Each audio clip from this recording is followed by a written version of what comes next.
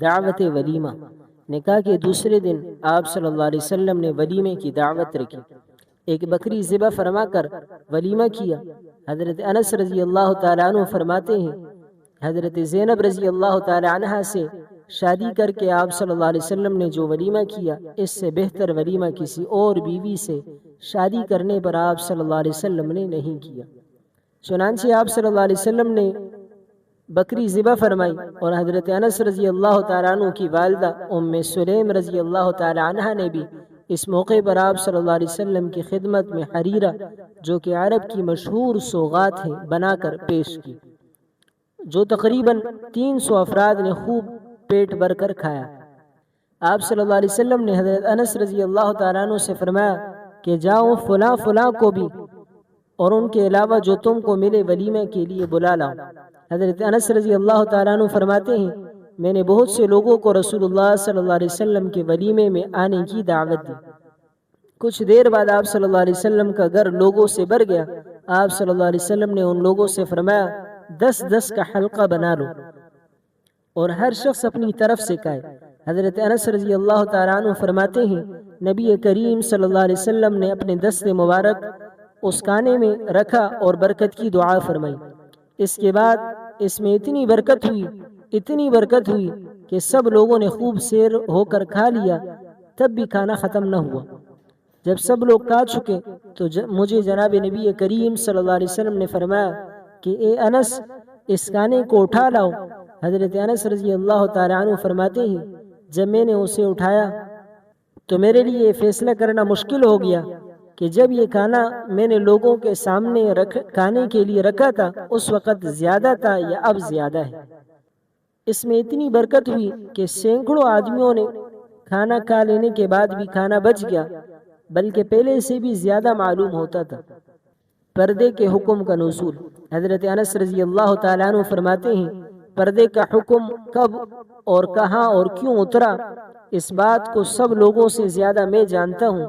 فرماتے ہیں سب سے پہلے پردے کا حکم اس وقت نازل ہوا جب نبی کریم صلی اللہ علیہ وسلم نے ام المؤمنین حضرت زینب بنت جحش رضی اللہ تعالی عنہ سے نکاح کے بعد دوسرے روز ولیمہ کیا۔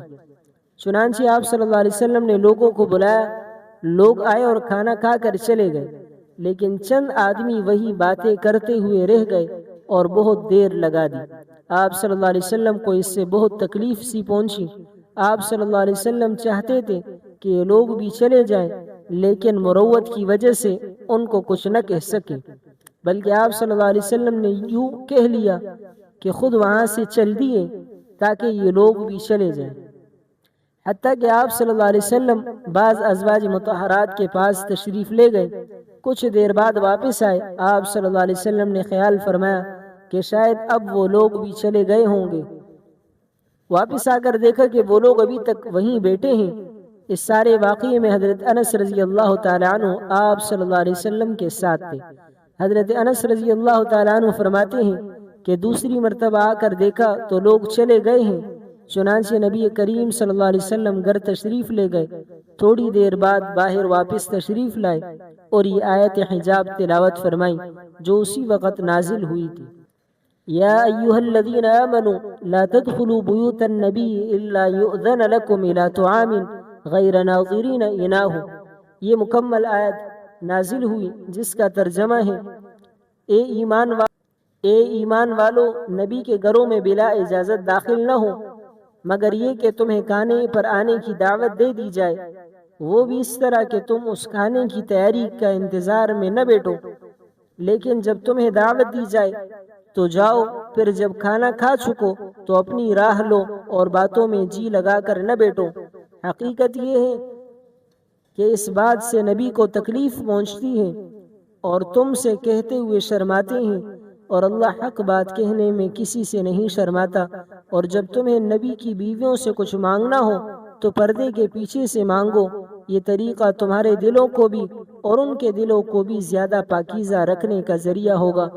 اس آیت مبارکہ میں پردے کے بارے میں خطاب اگرچہ رسول اللہ صلی اللہ علیہ وسلم اور آپ کی ازواج مطہرات رضی اللہ تعالی عنہن کو ہے، لیکن حکم عام ہے، ساری امت کے لیے ہے۔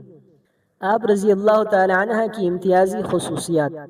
حضرت انس بن مالک رضی اللہ تعالیٰ عنہ فرماتے ہیں کہ سیدہ زینب بنت جحش رضی اللہ تعالیٰ عنہ دیگر ازواج مطہرات پر بطور فخر کے فرماتی کہ تمہارے نکاح تمہارے گھر والوں نے کرائے، میرا نکاح اللہ تعالیٰ نے آسمان پر خود کرایا۔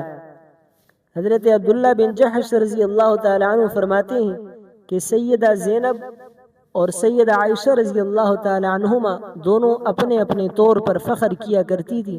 سیدہ زینب رضی اللہ تعالیٰ عنہ فرماتی میں وہ ہوں جس کا نکاح آسمان پر ہوا۔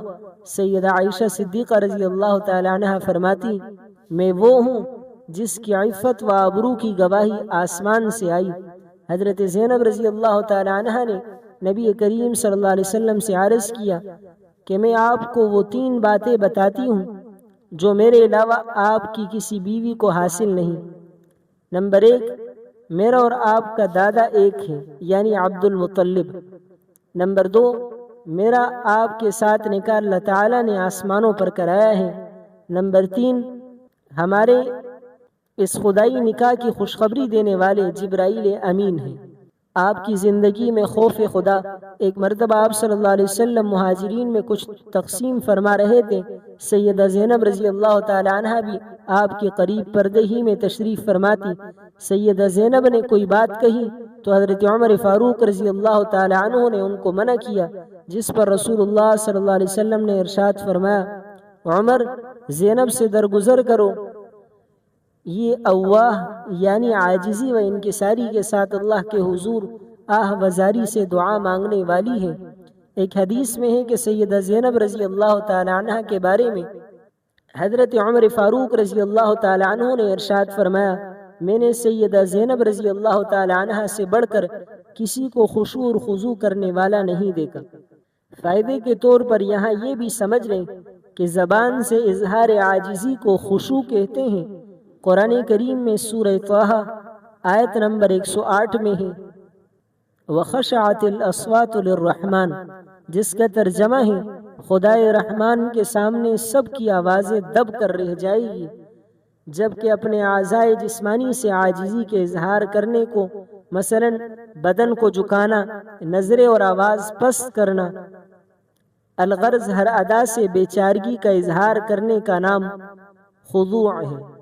قرآن کریم کی سورۃ الشعراء آیت نمبر 4 میں ہے إِن نَّشَأْ نُنَزِّلْ عَلَيْهِم مِّنَ السَّمَاءِ آيَةً فَظَلَّتْ أَعْنَاقُهُمْ لَهَا خَاضِعِينَ، جس کا ترجمہ ہے اگر ہم چاہیں تو ان پر آسمان سے ایسی نشانی اتاریں کہ اس کے سامنے ان کی گردنیں جھک کر رہ جائیں۔